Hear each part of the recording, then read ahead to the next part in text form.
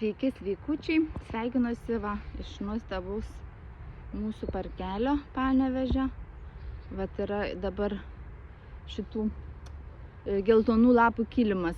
Greitai jo neliks, bet kol kas jisai labai mane džiugina. Jisai, tiesiog nuostabus. Va, aš negaliu atsižiūrėti. Va, ir mano šunytė labai tinka prie šito kilimo. Ir va, šiandien aš, žinot, prasibėgau čia ir tokia mintis, pašukavus man tą šunytę savo, šukuoju ir tokios mintis ateina, noriu tiesiog su jumis pasidalinti apie tai,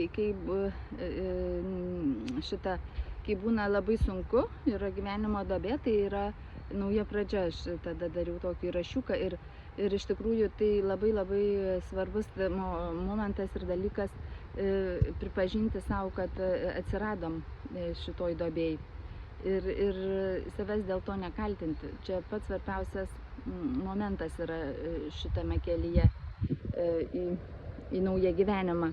Savęs nekaltinti, pripažinti, nebėgti, skelbti, nežinau, visam pasauliu, ten per draugus, pažįstamus, nežinau, psichologus, psichiatrus ir visą kitą. Tiesiog galbūt pasikalbėti su vienu kitu žmogum, pačiu artimiausiu, bet pripažinti savo, nes šitą kovą sukovoti reiks tik jum patiem. Ir niekas kitas už jūs šitos kovos nesukovos ir naujo gyvenimo nesukurs.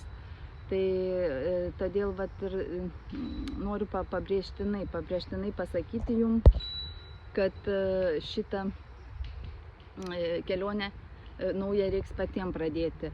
Tai vat ir dar tokie du aspektai, tai yra baimė ir kaltė, kuri mus irgi labai stabdo į šitą kelionę naują pradėti.